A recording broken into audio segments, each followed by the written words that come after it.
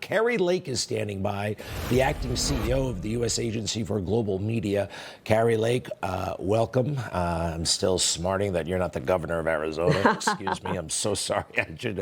Listen, your thoughts about what happened tonight and what's happening in America. Well, and having run a couple of big elections and campaigns myself, I understand what it's like to be a candidate and the effort that goes into this. And I predict that you're going to hear from Mamdani. I know you're waiting for his speech. It'll come at the top of the hour when the 11 o'clock news begins. This is, I agree with Senator Santorum. This is not a loss for MAGA. There really weren't any MAGA candidates on the ballot. This is a loss for what used to be the Democrat Party, any semblance of a moderate Democrat. That is now gone. We've seen ushering in of socialism and communism and radicalism, and that's what they're going to get in New York. But you have to respect those two young gentlemen that we just heard in that clip from your reporter on the street.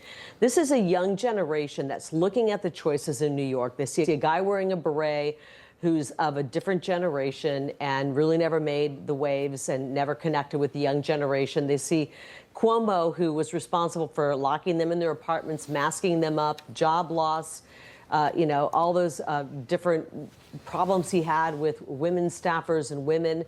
And they're looking at, who do we vote for? And they see a young guy on the ballot who's actually talking about the issues that the young people are facing. They can't afford food. The jobs aren't paying enough. There aren't enough jobs. I mean, he's talking about issues that affect the young voter. And obviously, we all disagree with his solutions. They're going to create more problems.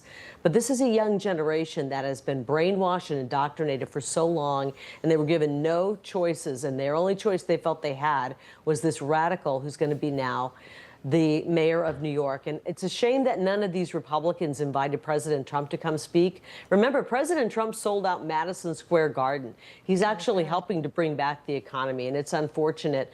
Not a loss for MAGA. Nobody expected Republicans to really win in these blue areas.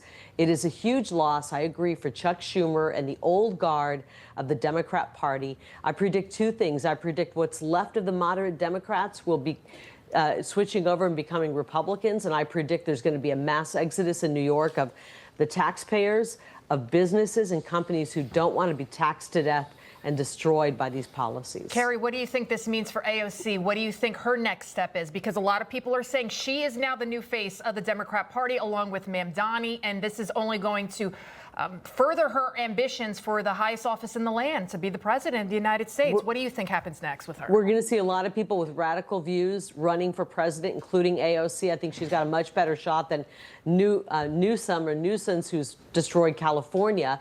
Everyone's going to be reaching for this young generation who has really come up through absolutely abject situation with a terrible economy under Joe Biden, with this crazy transgender ideology, with the push of radicalism in schools. They're all confused, wondering who's going to protect us, who's going to help us along the way, because they haven't been given a good education. Their jobs have been sold out to illegal immigrants.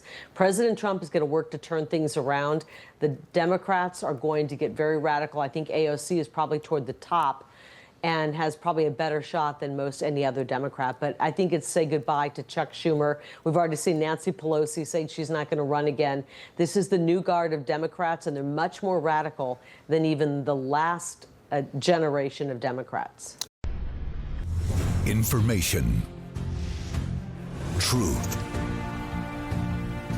Is freedom. Is Newsmax. It's real news for real people.